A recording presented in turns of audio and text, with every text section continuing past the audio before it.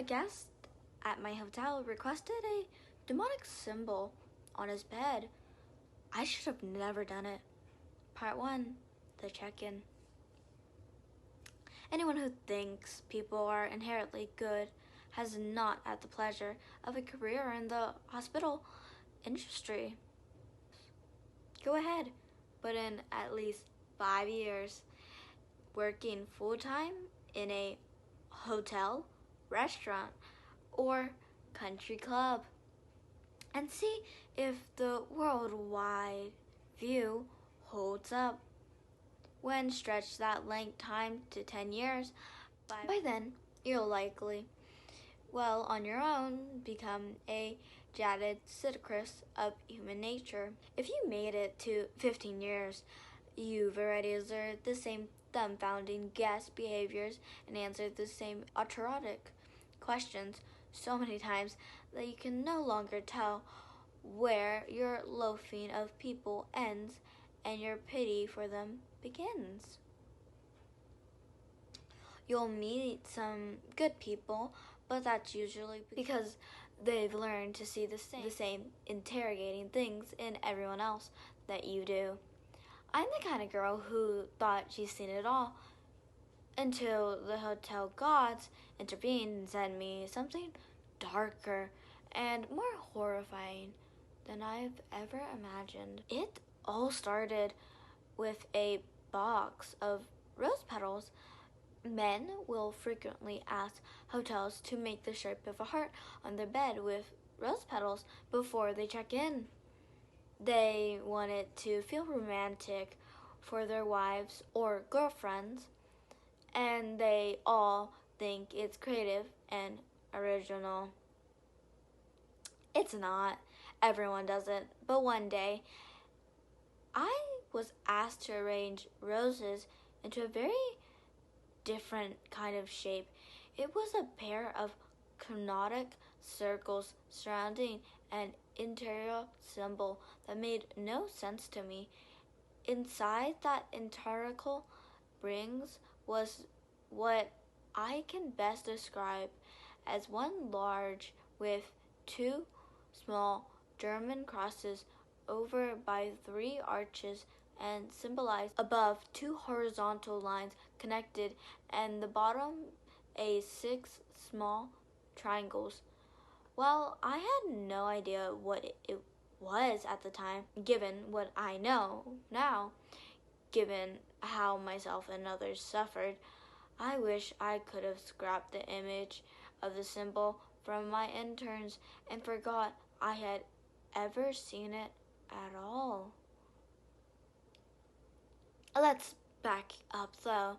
I said if you made it to 15 years in hospitality, then it's already too late for you.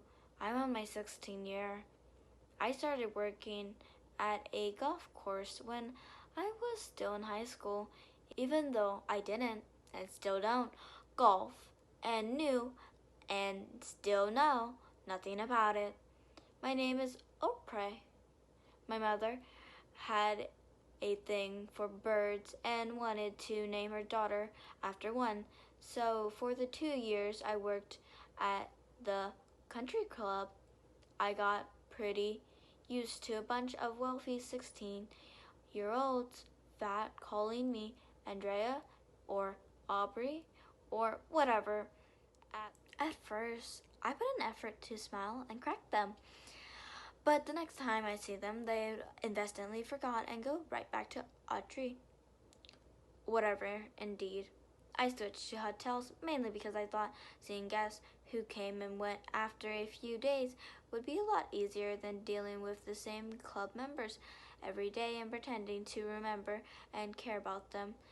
It kind of is, but I've since learned that the hotel guests and their mostly self-created problems are petty, interested, so it feels like you're dealing with the same person every day anyways.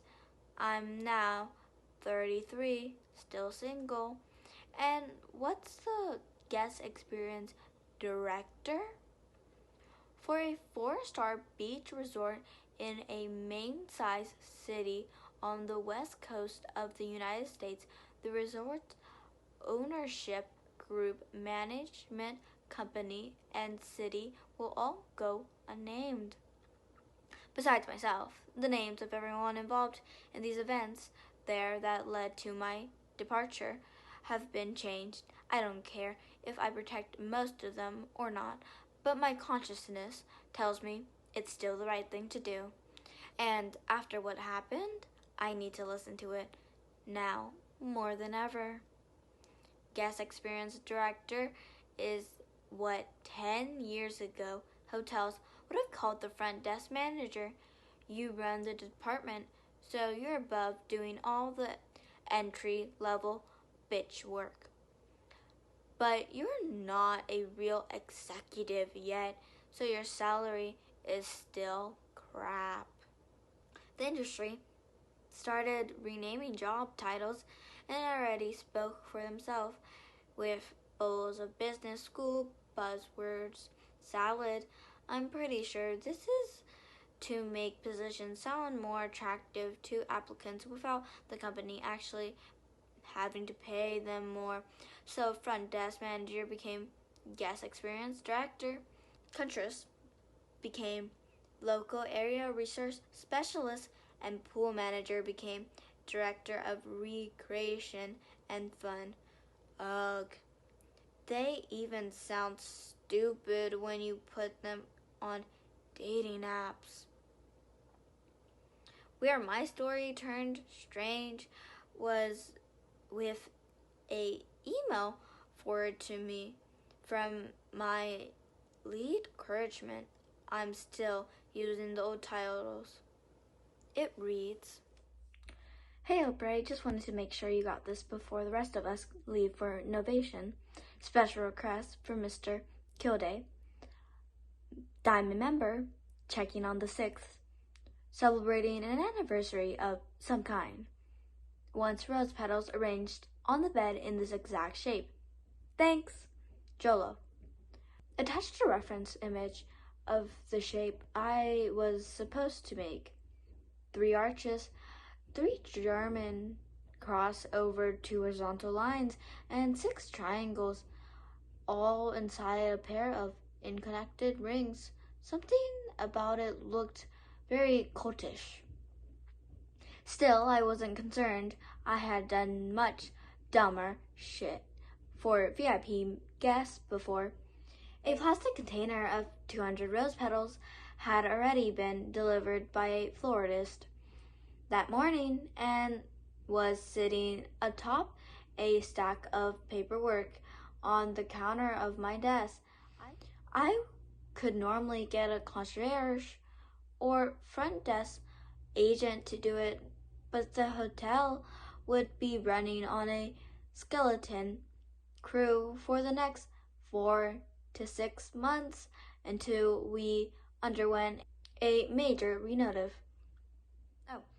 Most of our staff had been furloughed until the work was completed. One small wing of the hotel had already been finished. We were closing and reopening sections to keep at least a few rooms available during the process. It was winter, and while we were in a warm climate, people didn't expect flocks of booked rooms at a beach resort from December to February.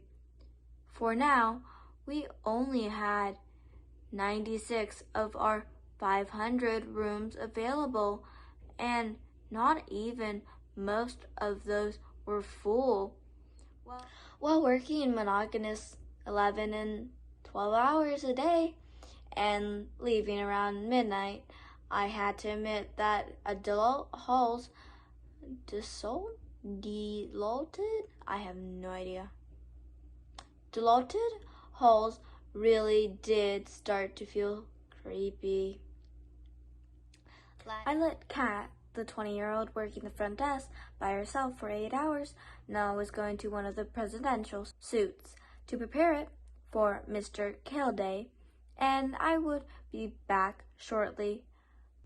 Movies and TVs would have you believe that hotels all have one honeymoon suite, one penthouse suite, one pineapple suite, etc., and that they all require one-offs.